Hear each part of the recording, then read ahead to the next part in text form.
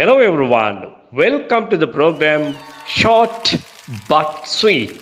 ඇත්තටම අද පාඩම short තමයි.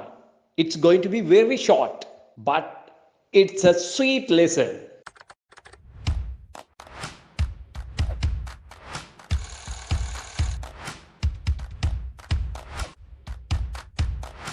දැන් බලන්න මේ මෙහෙම කියනවා. යාළුවෙක් ගමනක් ගිහිල්ලා ආවට පස්සේ අපි අහනවා කොහොමද ගමන? ඔන්න ඔය විදිහටම අහනවා අපි වෙඩින් එකකට ගිහිල්ලා ආපුවාමත් කොහොමද වෙඩින් එක? කොහොමද පාටි එක? ඔය විදිහට අහනවා. ඉතින් ඔය අතරතුර අහනවා ට්‍රිප් එකක් ගිහිල්ලා ආපුවාමත් කොහොමද ට්‍රිප් එක කියලා. කොහොමද ට්‍රිප් එක කියලා අහනවා. එතකොට අහන්න ඕනි how is the trip කියලා නෙවෙයි. How is the trip? ඇයි දැන් මේක අතීත කතාවක්. ඒ කියන්නේ සිද්ධ වෙලා ඉවරනේ. ඒ නිසා අපි අහන්න ඕනේ how was the trip? How was the trip? කොහොමද ට්‍රිප් එක? එතකොට එයා උත්තර දෙන්න ඕනේ කොයි විදිහටද? එයාත් ඒ විදිහටමයි කියන්න ඕනේ. It's great කිව්වොත් හරිද? ඒක ඇත්තට සුදුසු නැහැ. එයා කියන්න ඕනේ it was great කියලා. ඒක හරි ෂෝක් ඈ? හරි හොඳයි. It was great. එහෙනම් කොහොමද අපි කියන්නේ? How was the trip? It was great. It was great. ඒ අතරතුර මෙහෙමත් කියන්න පුළුවන්. It was fun. It was fun. එහෙම නැත්නම් it was a fun trip. It was a fun. නමුත් වඩාත් හොඳයි it was fun කියලා විතරක් කියන එක. It was fun. මෙන්න මෙතනදී ඔයා fun කියන වචනේ ගැන දැනගන්න ඕනේ. fun කියන්නේ විනෝදය සතුට කියලා කියමුකෝ සරල භාෂාවෙන්. හොඳයි. ඒක noun එක ලෙසත් adjective එක ලෙසත් යෙදෙනවා. අන්න ඒ නිසා තමයි කියන්නේ it was good. It was great. A ක්‍රමයටම adjective එකක් විදිහට තමයි අපි කියන්නේ it was fun කියලා. ඉතින් කෙනෙකුට හිතෙන්න පුළුවන් මෙතෙන් funny කියලා දැම්මම නම් adjective එක හොඳයි නේද කියලා. ඔව්. funny කියලත් adjective එකක් තියෙනවා. FUNNY. නමුත් ප්‍රශ්නේ තියෙන්නේ funny කියන adjective එක දැම්මොත් සම්පූර්ණයෙන්ම අර්ථය වෙනස් වෙනවා. funny කියන එක භාවිතා කරන්න ඕනේ අර විහිළු අපි කියන්නේ හිනහා යන කියන එක. දැන් ඒක වඩාත් උචිත අවස්ථාවක් කියන්නම්කෝ. ඔන්න දැන් ඔයාලා ලස්සන ඩ්‍රාමා එකක් බලනවා. බලලා ඒ ගැන කතා කරන ගමන් එනකොට ඔයා කියනවා මෙහෙම. දැන් ඒකත් අර විදිහටම ගමුකෝ. How was the drama? ඔන්න කෙනෙක් කියනවා කොහොමද ඩ්‍රාමා එක? How was the drama?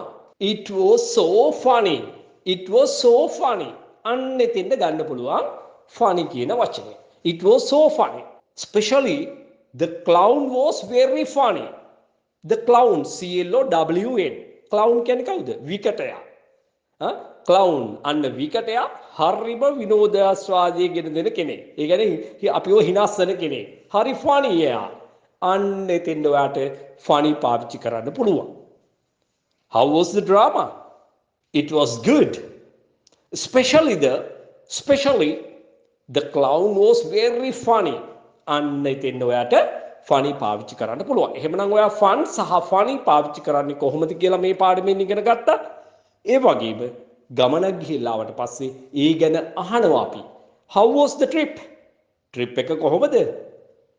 How was the wedding? wedding එක කොහොමද? How was the party? party එක කොහොමද? අන්න එහෙම කියනවා. ඉතින් ඒ වැනි අවස්ථාවක උත්තරයක් විදිහට කොහොමද අපි කියන්නේ? It was great. නියමයි. හොඳයි. ඔය කියන අදහස. ඒ අතරතුර කියනවා it was fun. It was fun. අපි එතනදී පාවිච්චි කරන්නේ නැහැ it was funny කියලා. එහෙමනම් මතකනේ funny පාවිච්චි කරපු අවස්ථාව the clown was very funny. The clown was very funny. හොඳයි. එහෙමනම් මෙන්න මේ විදිහට සරල වුණත් ඊටාම වැදගත් වෙන දේවල් ඔයාගේ ඉදිනදා කතා බහ ලස්සන කරගන්නට අර්ථාන්විත කරගන්නට ඒ වගේම නිවැරදිව භාෂාව හසුරුවන්න ඉගෙන ගන්න ඔයා දිගටම සමන් යාපා YouTube channel එකත් එක්ක රැඳී ඉන්න. ඔයා මගේ පන්ති වලට සම්බන්ධ වෙන්න බලාපොරොත්තු වෙමින් ඉන්න කෙනෙක් නම් ඒ ගැන උනන්දුවක් දක්වන කෙනෙක් නම් මෙන්න මේකට සමන් දෙන්නත් අමතක කරන්න එපා. Dear all, through Mr. Saman Yapa's YouTube channel, coincidentally I got a chance to view Major Premchandra's speech. After seeing it, it made me to share some words about Mr. Saman Yapa. I'm a teacher.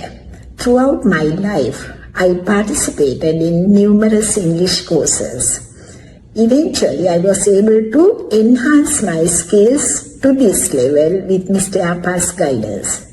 The way of his teaching, articulate expression, pronunciation, dedication, motivation, and also his humbleness impressed me a lot.